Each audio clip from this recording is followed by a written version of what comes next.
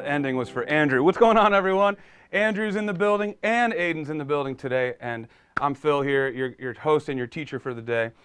Say hey to Aiden and Andrew, by the way. You guys, I'm so happy to see all you in the chat, and I'm excited to be talking about Prelude in C again, especially because we're wrapping up with Section 2, you guys. Section 2 is done, and I want to check in with you guys about how it went. Hit me with any and all questions and comments or whatever about Prelude in C. Specific to Section 2 would be preferred, but anything we've learned so far, including all the way back to day 1 if needed. I'm fielding questions all day here throughout this whole lesson. I'm seeing a couple comments here talking about volume. I think we're good. Okay, good. Volume seems to be good. But if anyone has any issues, let us know, of course, in the chat. You guys, we're going to have fun today. We're going to be talking a lot in the chat about any issues you might be having, any hurdles, any tough spots in Section 2. And we're also going to, of course, be giving away some free song credits. So let's start this lesson off today with a pop quiz. Pop quiz number 1. It's going to be about the notation, all right? I'm going to ask you guys a question. There are 2 ways to win. Someone can win both song credits, or it can be one winner for the first part of the question, one winner for the second part. So it's a 2-part question, all right? Let's see how well you guys know your notation and your measures from Section 2. Part 1 of this question is, what is the highest right-hand note that we play in measure 8? And the second follow-up question here is, if we look at the entire shape of the whole chord that we're outlining in measure 8, can anyone tell me the name of that chord? The quality of that chord? That's the bonus question here, okay? So the real question is, what's the highest note in the right hand in measure 8? Follow-up chance for a second song credit is, what is the quality of that chord that we're outlining in measure 8? And I'm basically going to play from measure 1 to 8 now to give you guys a chance to write in.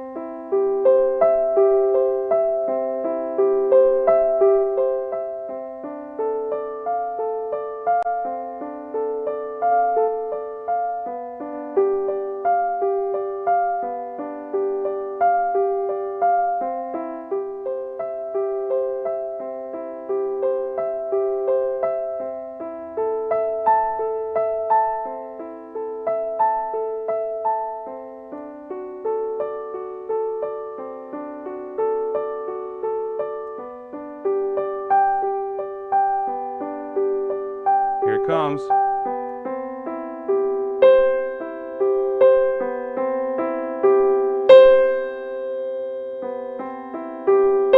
And that was measure 8. Now I want to make sure everyone is on the same page here. We're talking about measure 8 of the full score, not any breakdown segments leading up to the final segment, for example. So let's think about this. The end of Section 2, the final lesson we did, you want to look at that final notation. What is measure 8 material? The highest note in measure 8 is in fact a C. And it looks as though, Andrew, correct me if I'm wrong, Shannon Barkasy was the first one to get C. Great job. Shannon, you get a free song credit for answering the first part of that question. Now, what I'm looking for the follow-up is, what is the quality of this whole chord? Now, this is kind of a tricky one. I'm seeing a couple of answers that are partially right, but I'm not seeing the complete answer yet. Now, I'll give you a hint. There are 5 notes here. If I remove the bottom note, then this is precisely a C major chord, right? But if we add back in that first note, technically that changes the quality of this chord a little bit. It's not a D chord all of a sudden, or it's not a C minor chord, but it's C major something. I'm going to give you guys a few more minutes here to think about this one. And here's another hint. This technically is in an inversion. So if we were to rearrange the notes in this, we might see it more like this. Instead of putting the B here, we'll put the B here. And it looks as though Ken Henkel that look right to you, Andrew? Yep. Ken is our winner, C major 7. Robert Atkins, congratulations, honorable mention. You got that too. It looks like the first correct answer, though, was from Ken Henkel, so congratulations. I also want to say, where was it? Was it Elton John that had C major? You were not wrong, it just was not fully complete. We needed to address that 7th in there as well. And so, congratulations, you guys. Shannon and Ken, just email support@playgroundsessions.com for a free song credit. Way to go. All right, guys, let's get back into Bach here. Everybody can play Bach, but that doesn't mean nobody's got questions, right? It's a journey, and it can take some time to feel 100% good about this stuff. And we're right in the middle of it. So, what questions do you have? What comments do you have? And how can I help you put Section 2 together? Here's a question from Warren W. While watching song covers on YouTube, I have noticed that many pianists, for example, the theorist, they watch their hands as they play. Should this be a goal? A very interesting question, a good observation and a good question. What we typically see when we're seeing people perform something is the end result of their work on that piece. Typically, I know we ask you guys to, post progress videos and things, but for the most part, professionals who are posting performances, including the theorist, they're going to get their work done ahead of time, get their song feeling good, then perform it when they have it down. And this very well may mean that they have it memorized, but either way, we're not really seeing the work that goes into it. We're just seeing that final product. And I guess you could say that could be a goal, not necessarily to stare at your hands, but to not have to look at the notation all the time. And if you're not looking at the notation, where else are you going to look? You could look anywhere, but I think it would probably be smart to look at your hands. So really what you're seeing there, Warren, is the side effect of having worked on the piece for so long. It's the byproduct of all the work you put in, is you don't have to look at the notation anymore. And I think you guys are going to get there with this piece if you're patient enough. You may already see it in a few instances or a few measures. There might be some measures that are easy enough for you. Like later we have, let's see, going from measure 8 into measure 9, all we do is this. We just move one note down, right? So chances are, if you've practiced that, and rookies, I think that's coming up next for you guys in Section 3, so bear with me here. But if there's an example like that in the music that is easy enough to transition, chances are you don't need to be staring at the notation. Now, there are other instances where if it's a difficult transition, you actually need to look down at the keyboard to make sure your hand is jumping to the right place. And in particular, there's one spot that I already played through today where I tend to want to look down, and that is the transition between measure 5 and measure 6. Does anybody else have that same issue here? Not necessarily an issue, just when we get to the end of measure 5, our right hand has to jump down pretty far, and it has to jump thumb to a black key. I'll show you what I mean. Here's 5 to 6.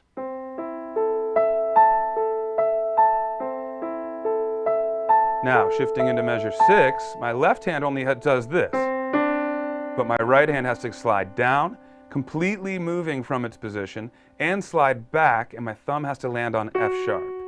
It's not the hardest thing in the world, but it is challenging, and when you're floating your hand over into a new position, you definitely want to make sure that you're at least glancing down so that you know your hand's going to the right spot, okay? So that's another instance where we might want to look down.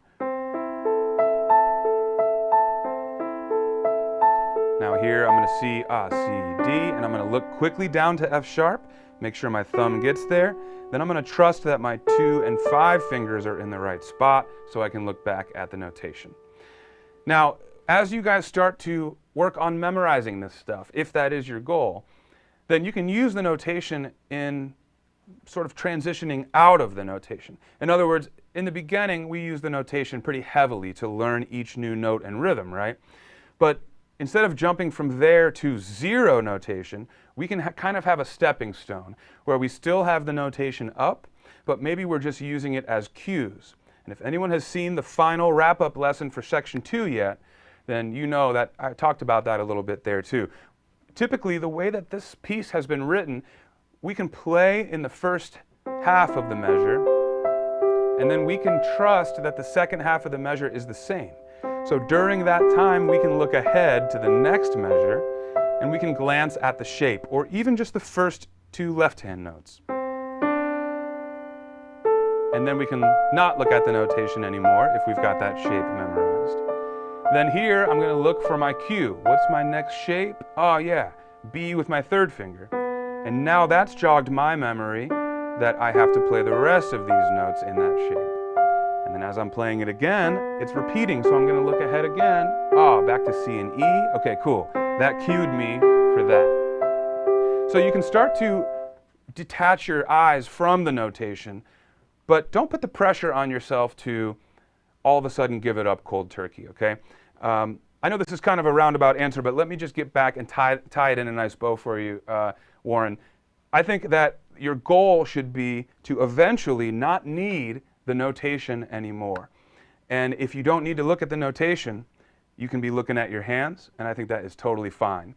The problem with looking at your hands comes when you do it before you have the piece really learned. And so I will often tell students, don't look down at your hands, look up at the page, because if you look down, you're not going to know what's coming next. Then you have to look back up, and you'll end up pausing and losing your rhythmic timing, your even timing. So it can be scary to not look at your hands, but that's the point of hand positions. You want to get in place first, then you don't have to really look down as much. So I would say, yeah, go for the goal of not needing to rely on the notation anymore. Great stuff. Okay, let's see here. What else we got? Here's one from Elta John. Elta says, can we review the triplet count that Sarah had last week? Because it looks like 2 16th notes and then 4 16th notes. And Sarah was trying to imply that the shapes are 2 plus 3 plus 3. Okay.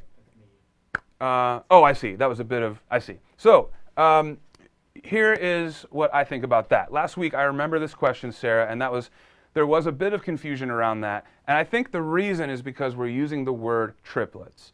Now, triplets are a completely different thing than just a group of 3 notes. We need to make that really clear right now.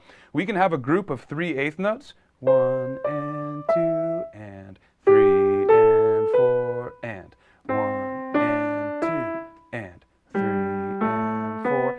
For example, those were all 8th notes. There were 0 triplets in that, okay? Triplet rhythms are a specific rhythm. It's not just grouping 3 notes together. So that, I think, is where we're getting confused. Now, let's talk about resolving that confusion, because I think what Sarah actually is saying is right. The way that these things are visually grouped is left hand plays 2, right hand plays 6, really, right? 1, 2, 1, 2, 3, 4, 5, 6. And so what we're talking about is how to visually group them together. But the use of the word triplets can kind of confuse things, because that's a whole separate rhythm altogether. And so I guess, yeah, I'm looking at the notation now. Let's take a look at just the first 4 measures. Measure 1, we don't really have 2 16th notes in the notation because we're holding out the left-hand notes. So it's a half note and a dotted 8th note. However, those are still marking the 16th note beats if we subdivide this measure. So the first beat, boom. The next 16th note beat, we play this one. The next 16th note beat, we play this and this. And so let's talk about that. Let's look at how these are beamed and tied and how they look, all right? Sarah, I just saw you say sorry. I'm sorry. Don't apologize. This is a great question. This is really good that we're talking about this again, because I want to clear up any confusions. You didn't do anything wrong, Sarah. So let's look at how this stuff is looking in the notation. The left hand is in its own category because we have multiple voices and things are tied over. But we can consider the first 2 notes in the left hand for now to just be the first 2 16th note beats. So let's say that's a group of 2. There's 2 left hand notes right there.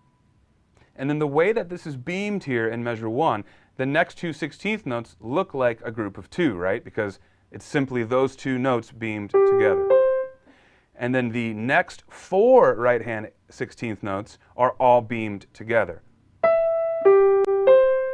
Right? So let's address that. We have left hand 1, 2. We have right hand 1, 2. And then we have left hand 1, 2, 3, 4. Now, that's not how I want us to think about it, but that's how it appears if we look at beams. right? If we look at how these are beamed and grouped together. But the way that these are beamed is following a really just common practice of how to divide up the beats in a measure. That is separate from how I want us to visualize the pattern of notes. The pattern of notes is important, and we can look beyond the way that they are beamed together. I'm looking at the gesture, like from bottom to top. That's one motion, right? So we have, now that is one motion that is made up of two hands. So we could break that down into one hand's part of that motion and the other hand's part of that motion. And to me, that means a group of 2 16th notes and a group of 3 16th notes. And Sarah, I think that's what you were saying too. So you weren't wrong there, but again, they're not triplets, it's just a group of 3 notes. And the reason I'm grouping them together like that, in part, is because then those 3 notes repeat themselves again. 1, 2, 3, 1, 2, 3. It doesn't matter how they're beamed for us to think about these phrases like that. So I think that's what I want you guys to come away with. We have 8 even 16th notes in the first half of this measure. That gets us through the whole pattern. We have 8 even notes, not some 8th notes or some triplets, some 16th notes, some triplets. It's all even 16th notes. The way that I want you to visualize those into a pattern to help yourself is 1, 2, 1, 2, 3, 1, 2, 3. Notice though, they were all even. If I had some triplets in there, it wouldn't have been even. So that's the takeaway here. And Sarah, it's a great question, and I'm glad we're talking about it. I don't want you to feel like it was not a good question. I think everyone's learning from this too. I hope that helped clear that up. The quote-unquote correct way to count this is, in fact, 1 E and a, 2 E and a, 3 E and a, 4 E and a. Next measure, 1 E and a, 2, right? So we're just counting 1 E and a, 2 E and a, 3 E and a, 4 E and a. But the phrase is really cool because it marks those beats in an interesting way. It kind of phrases it in groups of 2, 3, 3. 1, 2, 1, 2, 3, 1, 2, 3. Oh, and Sarah's saying she's working off of sheet music, which might be a slightly different arrangement where the bars and beams are different. You'll find that too, Sarah. That's exactly why I don't think we should get too hung up on the way they're beamed, and more so we should focus in on what's the phrase, how does it split up between the hands. I think we got it, you guys. At the end of the day, there's more than one way to internally think about the music. As long as what's coming out of your instrument is right, then you did it right. I say 1 E and a, 2 E and a. Harry Connick Jr. says 1 ta te ta, 2 ta te ta, 3 ta te ta, 4 ta te ta. Now those aren't the same, but they're both right if we're playing music with accurate rhythms and we're marking them accurately. So I wouldn't get too hung up there. I just wanted to, again, just say, let's get the word triplet out of there. That will just confuse things a bit. Awesome stuff, you guys. Shannon has a question. Shannon asks, jumping notes that are far apart is always challenging for me, as I look away from the screen to ensure I hit the right key, and then sometimes I lose my place on the music.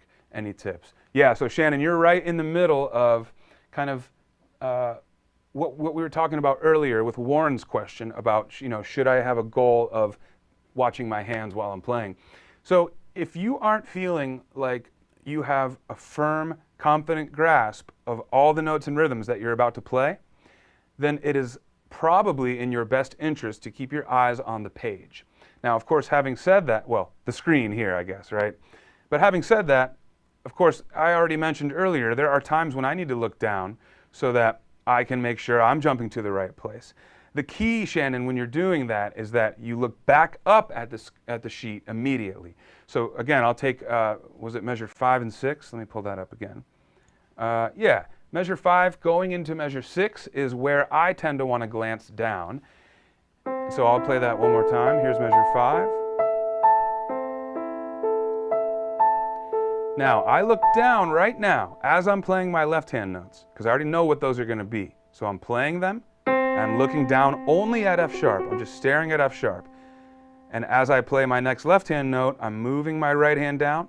Look at this. As soon as I know my thumb is on F sharp, then I'm looking back at the sheet music, and I'm playing the rest of my shape, which I know then repeats, and then the whole thing repeats again. Now I'm glancing at measure 7 to see what's coming next. Ah, yes, it's this. Okay, so part of it is going to be trusting that your hands are in the right place, the right position, and trying to do that scary thing of looking at the music and pushing your fingers down without looking at them. That can be challenging for many people. And so this, like anything else, is going to be something that you'll need to work on and practice.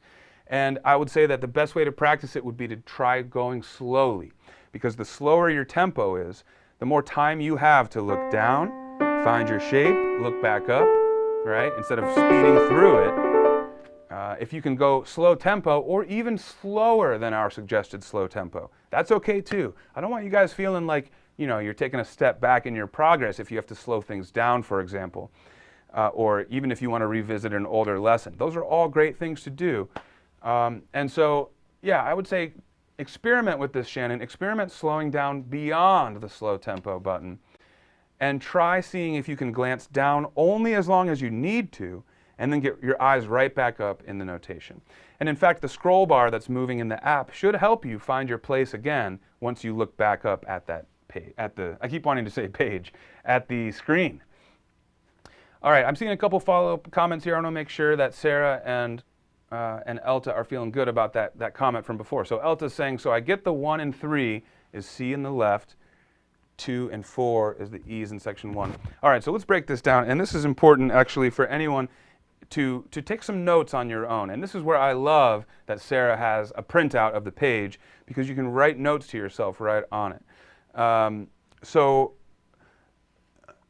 what I would say here is to literally write out the symbols. 1 plus and, or actually I would say 1 E plus A, 2 E plus A, and write out every syllable on top of every note, every beat in the measure. What you'll then find is this: 1 E and A, 2 E and A, 3 E and A, 4 E and A. Okay, so take your time, map that out for yourself, and then practice it slowly, saying the syllables out loud. You could go way slower than me even. There's nothing wrong with that. The key here is to get your brain to map out all of the syllables across the measure, and then to play the notes evenly along with those subdivided syllables. And as Robert Atkins just said, whatever gets the job done, right? That's like what I was saying with, you know, Harry's method versus mine. They're both fine on their own as long as you get the job done, right? So I hope that helps. Sarah says, is it silly that when I'm struggling with a bar and write it, that one bar on a piece of paper, working on it until I can play it? No, Sarah, there's nothing silly about that at all. In fact, this is what Robert was saying. Whatever gets the job done in relation to that, I see now. So yeah, Robert's right. You know, if you need to write it out on a piece of paper and then come back to the piano, if that helps you, do it. If you want to get measures 1 through 8 tattooed on your knees, so you can look down and see it, hey man, if it helps you play the song, go for it. If you need to, you know, sometimes Chris Vance, our CEO, he says if he's really working on something for a while and he's feeling stuck, he actually goes on a jog and comes back to it, and sometimes that can help him too. Everybody is unique. What we teach here is sort of like starting points for best practices for how to learn music, but everyone can have their own, you know, quirks or preferences for how they learn it. And as Robert said, whatever gets the job done, you guys. Writing something down is really a great tool if you're studying for a test or doing something in school. You know, if you get out of your book and you just write it on a piece of paper, that can really make sure that you have that stuff really down. So no, I would encourage it, in fact, Sarah. Let's see, anybody else running into any specific issues or specific measures of difficulty and wonder how to maybe get over the hurdle? I see a question from John Sandlin. John says, what I'm having trouble with is getting the 8-note string to sound like a group all the same time between and amount of velocity. Okay, perfect. So John, this is great. This is exactly the kind of stuff we should be thinking about now. You've got your notes, you've got your rhythms, but now you're thinking about how to get the music to sound better, sound smoother. And that's something I brought up in my wrap-up lesson, is we want to think about our touch. And what we don't want is something like this. John, I'm not saying that's what you're doing, but that was an exaggeration of sort of some notes are quiet, some notes are loud, and it didn't really feel connected, right? So let's talk about a couple of little tips to get stuff sounding a little bit more even between the fingers. So there's actually a few things we could talk about. One is even timing, and the other one is even velocity. Those are different. So first, let's talk about timing. I would say that that's probably the one you want to work on first, John, before you start working on perfecting the even velocity. Because really, I think the rhythmic thing is probably harder and more fundamental, right? So let's get that part down. Then you can start to polish it a bit more. And so, John, yeah, you already beat me to it. I see in the chat you're saying your thumbs do play louder. That's exactly right. So the first tip I want to give you, sure, we can start with velocity. Let's do that. So the first tip I want to give you there is to recognize that you will have the tendency to have heavier thumbs.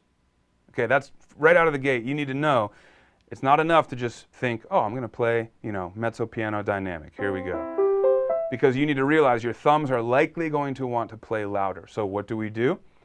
Well, we preemptively try and push our thumbs softer. It's more of a mental game, a mental trick. You're thinking to yourself, I'm actually going to play my thumbs quieter than my other fingers. And more likely than not, what's going to come out is it's going to sound pretty even, all right? I'll show you what I mean. There's one particular measure. Rookies, I don't believe you've gotten here yet, but I believe that intermediate players have. Let me try and find it. Oh, no, I'm actually thinking ahead to section 3, so never mind. But I'll go ahead and play it anyway. So this is a passage that we see. You're not looking at the notation, and so to not confuse things, let's just kind of have our Bach title up here. But I want to play something, and I want you to watch my hands. When I go to the second shape, here's our first shape.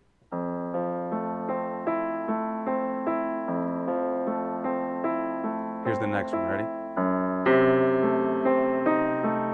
So first of all, it's a crunchy chord, and the left-hand interval itself is already pretty clashy. It's a tritone, and it's low in range on the keyboard here. So what I think I notice myself doing when I go to that measure is I get up on a black key with my fourth finger, I'm higher up, and then my thumb comes down on that C pretty harsh. If I'm not thinking about it, I might accidentally do that. So my first step here was to be aware of a potential problem spot, or of a real problem spot. I heard myself doing it like that. So then I went in, John, and I did some specific practice, okay? I practiced, I stripped away all the other distractions, and I specifically practiced my touch on my thumb on that specific measure, okay? And here's how I did it.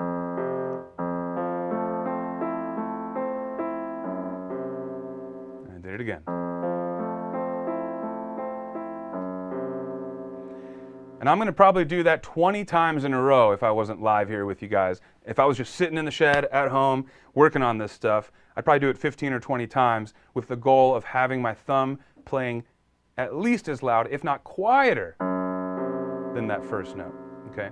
But John, I guess this is just to say that sometimes you need to identify if there's a particular measure or shape that's giving you trouble with this. And then you can strip away everything else and just focus on that. And what you want to do is really challenge yourself to exaggerate the solution to your problem. And here's what I mean by that. Instead of just playing this kind of normal, what I want to do is exaggerate and see how quiet I can get this left-hand thumb. That's just for practice. It's not how I would perform it. But I really want to push myself in practice to play that thumb quieter. That's just one example, and the same goes for my right-hand thumbs as well, guys. So John says, thinking of it as playing the strong fingers softer than intended might help. Yes, exactly, John. Thank you.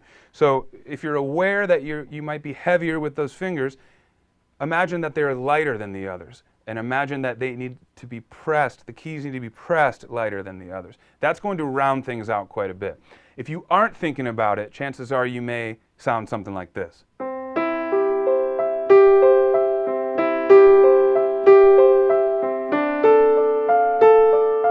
Those would be heavier thumbs than the rest. So you want to imagine a lighter inside part of your hands.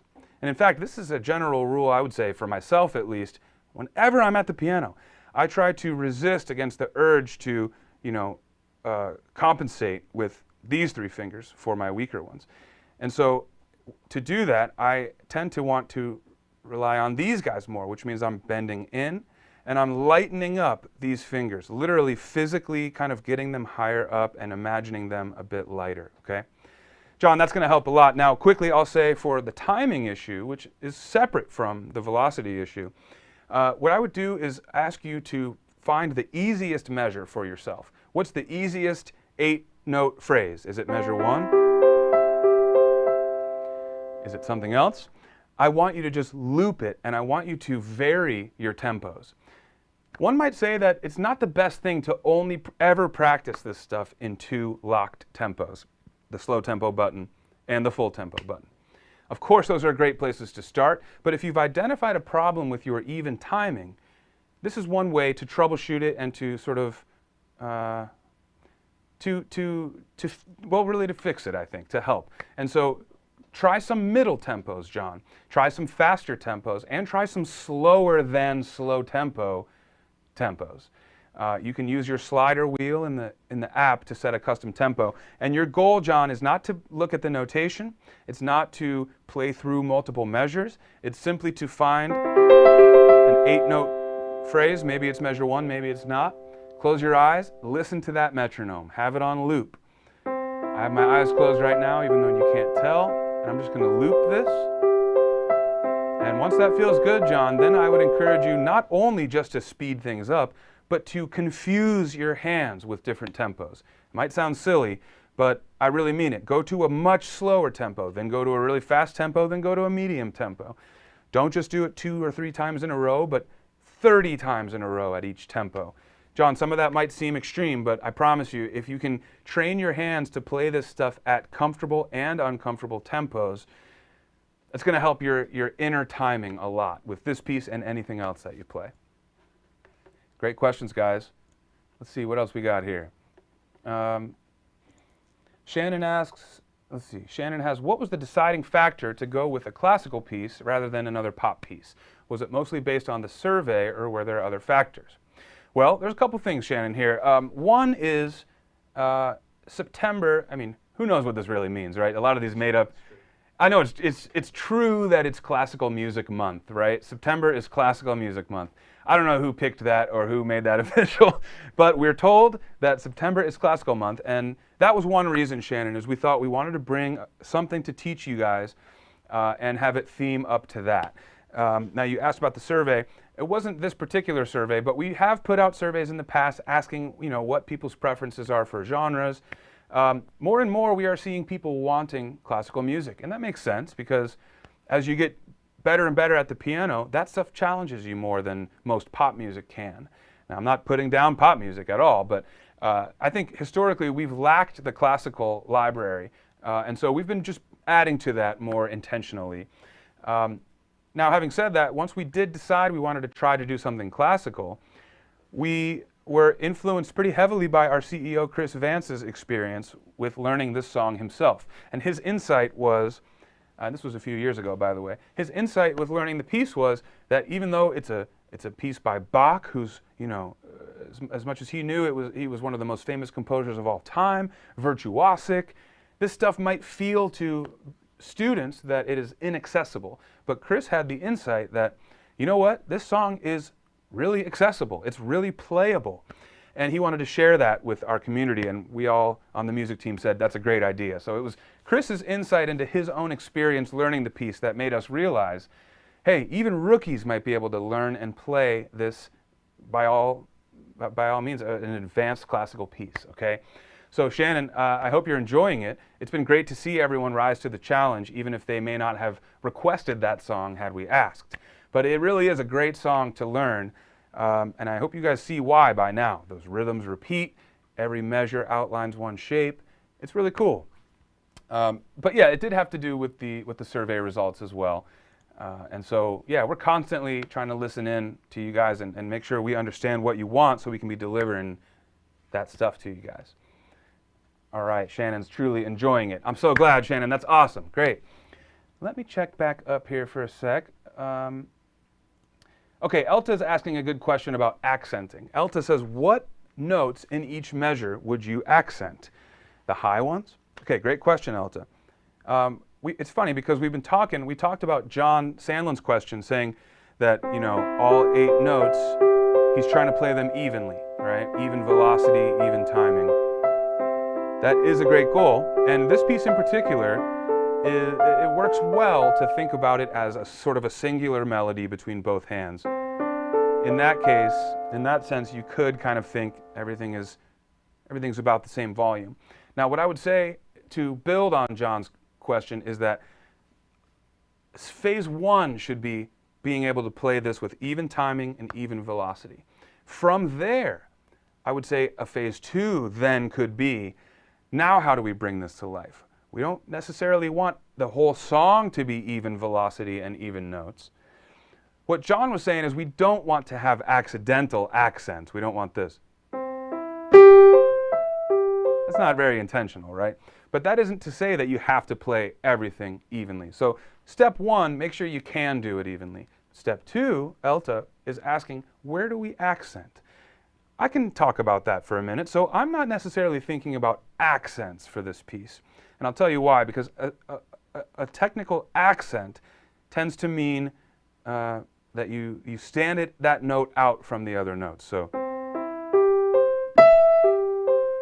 that top note there would have been an accent. Exaggerated, but still. Now, instead of thinking about one note being accented, I would remind you guys to think about a more gradual arc, okay? We want to think about increasing our volume and decreasing our volume, okay?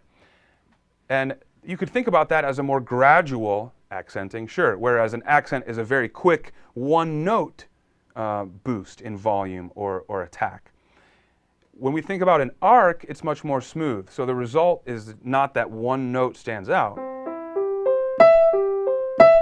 but instead that we're gradually getting louder through the notes and then gradually getting quieter through the notes. That's one way we could do it, and that would sound like this.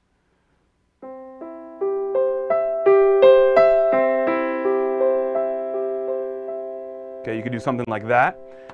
And as we talked about in our section 2 wrap-up video, now that we're playing more measures at once, right, 8 measures or 12 or more measures at once, we might want to think about an even wider, more gradual arc.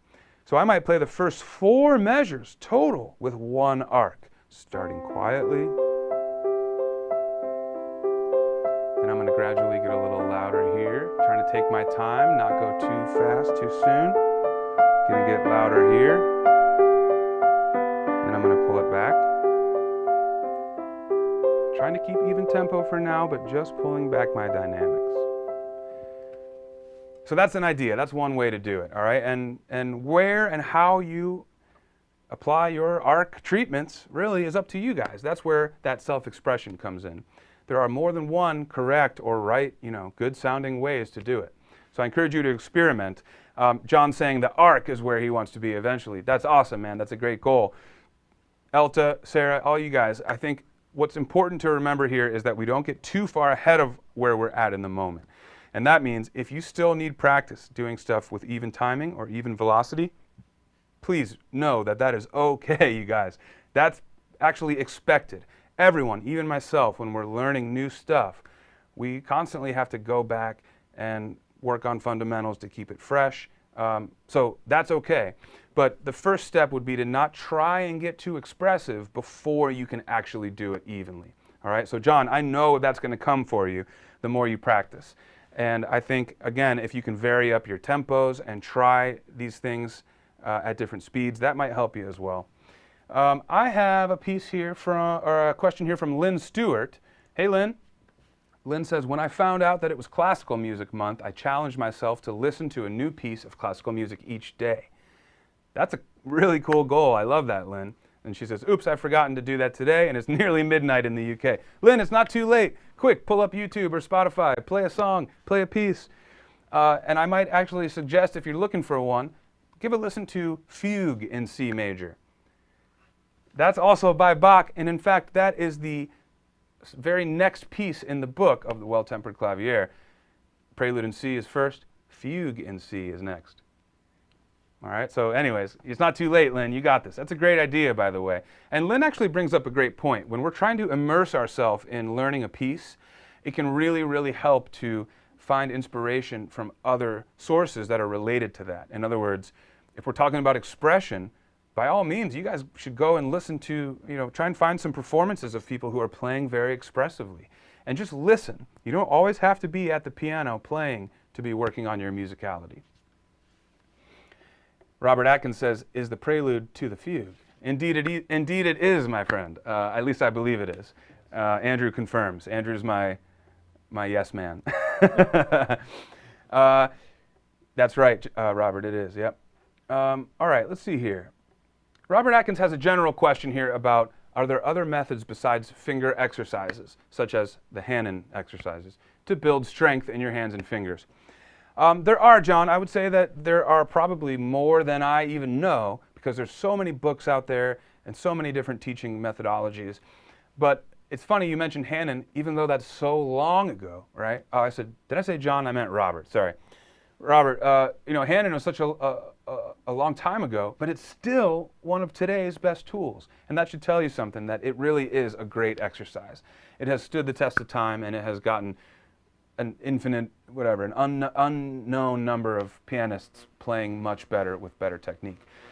So that's not a cop-out. I will say that, Hanon's great. Also, scales are fantastic. I don't want you to feel like, oh, scales, that sounds boring and old, but it really can be really effective for working on finger dexterity, technique, touch, and not just sitting here and doing this, but you can have all sorts of fun with scales. You can make them your own. I like to do this sometimes.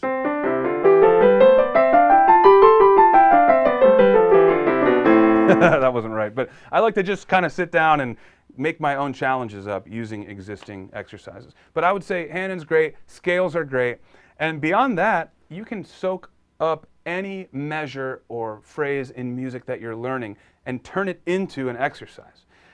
Let me show you what I mean.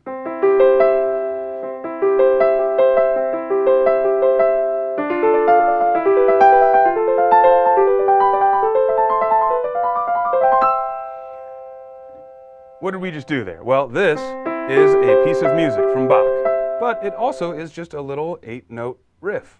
Boom, boom, boom, boom, bum, bum, bum, bum. That can be moved around, it can be sped up.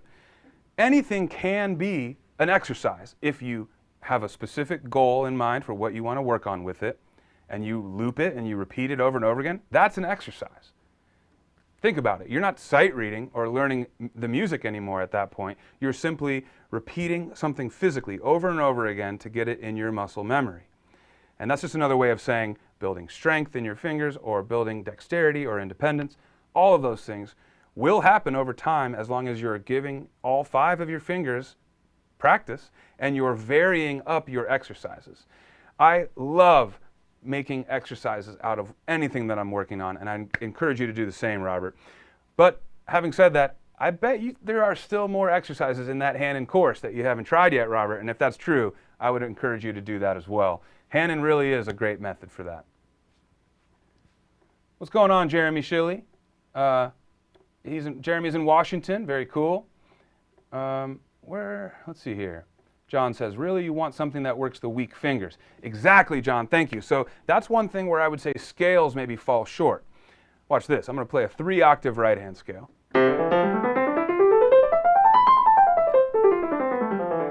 My pinky only played 1 time in there, all right?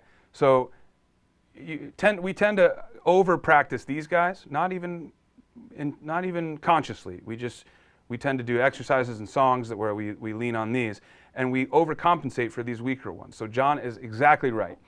What you want is to first identify, do you have weaker fingers than others? More often than not, it's probably these. Okay, then what do we want to do to get those guys stronger?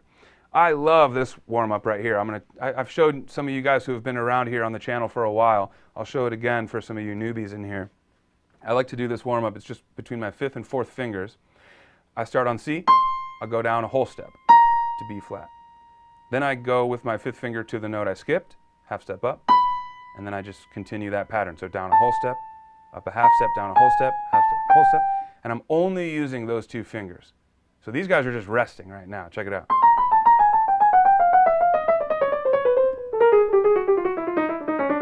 Woo! That's tough, guys. And if I practiced that like I should be practicing it, I'd be able to go way faster. But that is a really, really cool warm-up for you guys to try, and I'll go slow one more time. In fact, John, all you guys who are wondering about this, if you're at your keyboard, try it now with me. C, B flat, and then pinky to B, then A. B flat, A flat, A, G. Notice right now I'm kind of really turning my wrist. That's because I don't want this. I don't want these two fingers to be doing all the work like that, all right? I don't want that. Instead, I want to rely on my wrist, my forearm, and I want to let these guys relax. So I want you to exaggerate that turning motion. I'm literally doing this motion with my wrist. I'll do it one more time for you guys.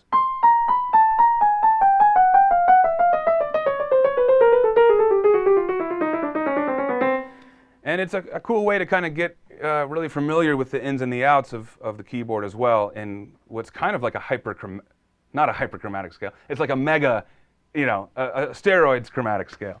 It's a chromatic scale of going down in a whole step interval and then taking that down the chromatic scale. It's a fun one. Iman Boyle says, yeah, that's a great exercise. Try it, you guys. It's really fun. And you could also do the same with your left hand moving up. And you can put them together. Oh, man.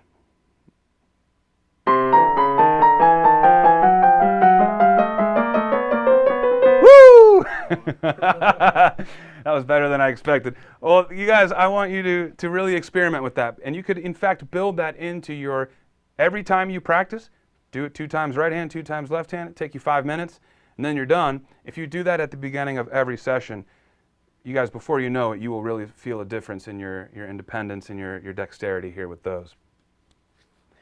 Cool. All right, you guys, I think we're going to try and get one more question in, and then I want to offer one more chance for another song credit. So who's got a question here that is related to Prelude in C that I can address? Shannon says, yeah, definitely going to practice that. My pinky doesn't always like to cooperate. Shannon, you and everyone else here in the chat probably, right? Even me. I mean, I know I just did that warm-up, but I've got my own version of where my pinky lets me down.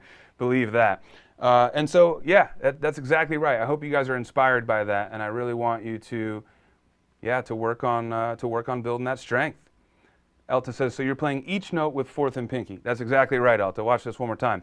Pinky on C. Here, let me try and just close these up so you can really tell. Ready? Ooh, that's hard. 5, 4, 5, 4. See that? 5, 4, 5, 4, 5, 4, 5, 4, 5, 4. All 5, 4, 5, 4, 5, 4. You could also go up 4, 5. Woo! Man, this is getting me warmed up. I should play a little bit after this lesson now. All right, so let's see. I'm going to scroll through the chat. Bear with me, guys. I want to make sure I didn't miss anything here. It's nice to see a long and active chat, you guys. I really love it. I love this community. All right, well, I'm going to give one more chance here for, oh, you know what? Leonard St. Fleur, I saw your comment earlier, said you wanted to try this. Now you're saying you need information to be in this. Leonard, I'm glad you asked. This is a challenge that we're doing in our Facebook community and in our app. We're releasing a new lesson every day where I'm teaching how to play the next little chunk, and we're working on this together. I'm going to ask Andrew to write in the comments any other info that you'd need, but if you go to playgroundsessions.com and you sign up for a membership, which, by the way, you can get a free trial if you go to playgroundsessions.com/YouTube-free-trial. Once you're a member in the app, then you go to your courses tab, and every member has this course available to them for free. So Leonard, I hope you'll take advantage of the 30-day free trial, get in the app, and kick into this Prelude in C challenge. We just wrapped up section 2, and that means you've got all the lessons from section 1 and all the lessons from section 2 to dig into. I hope you'll let us know your feedback on the experience, Leonard, and I hope that helps. And yeah, as Andrew just wrote, just email support@playgroundsessions.com, ask for Andrew, and he'll help you get set up exactly as you need to be. All right, guys, it's pop quiz time. First correct answer wins. Ready? What is the second piece in the Well-Tempered Clavier? We know what the first one is. It's Prelude in C. What is the name of the second piece? First answer gets it. Go!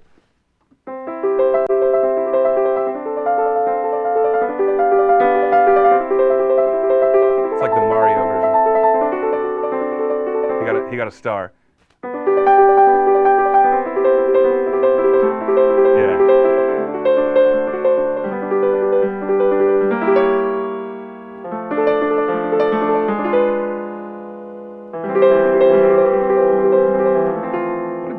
What a great progression. What a great progression. Now I can give you guys a little preview into section 3 if you like.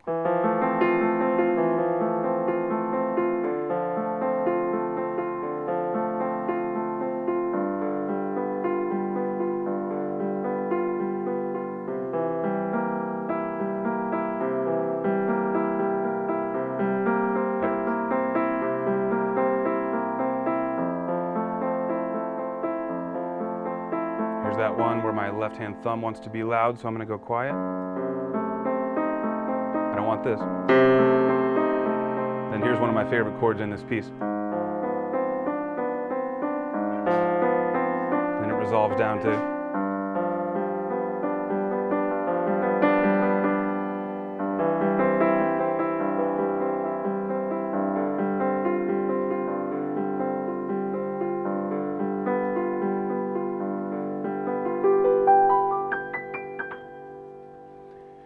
The correct answer to pop quiz number 2 is Fugue in C major. Robert Atkins, you remembered. And you know what? Drew's Boats. I'm going to go ahead and give you one too for that. You came in right after Robert Atkins. So you guys both get a free song credit on that one. Jeremy, good guess. Prelude in C, Prelude in D. I will say this, that whole book does go through all the keys. I'm not sure what order exactly it goes through, but it also goes through all the minors. And if we were to... Okay, Andrew's going to pull it up now because I'm curious now. But the correct answer is Fugue in C major. Prelude in D, good guess. Lily Mae, technically you're right that it's a fugue, but the title of the piece is not just fugue, it's Fugue in C. C minor is next. C minor is next. Very cool. So it's staying with that tonic of C, but then going to minor instead. Yeah, that book is worth digging into. I have not even dug deep myself other than for this first piece, but correct answer is Fugue in C major. Now a prelude is a kind of song structure, a kind of compositional form, and so is a fugue. And so hence these names, right? Bach wrote this stuff as learning material for his students, for his son. Very cool. Drew's Boats and Robert Atkins, you guys are winners for pop quiz number 2. Drew's Boats, I know Robert's won in the past. I'm not sure I remember your name, so if you have any questions, just email support@playgroundsessions.com and direct it to Andrew and say, hey, I want a free song credit in the live lesson. Andrew will have your name written down. I already gave someone a free song credit. Boom, Andrew acts fast. He already issued a free song credit today. All right, guys, well, you know the drill here. Section 2 is a wrap, so as soon as you're ready, as soon as you feel like you're ready for Section 3, we need to see your performance video of Section 2. And of course, at the end of Section 2, we know that we're really playing Section 1 and Section 2. So let's see these videos coming, guys. We need at least 30 in the Facebook group, and we're going to use the hashtag Bach Challenge 2, the number 2. So BACH, number 2. Bach Challenge 2. We need at least 30 of those, and if we can get them, then we'll be ready with Section 3 lessons for you guys as soon as we can. Thanks so much for hanging out, you guys. I'll see you next week. We'll check in again on your progress with Prelude in C. See you next time.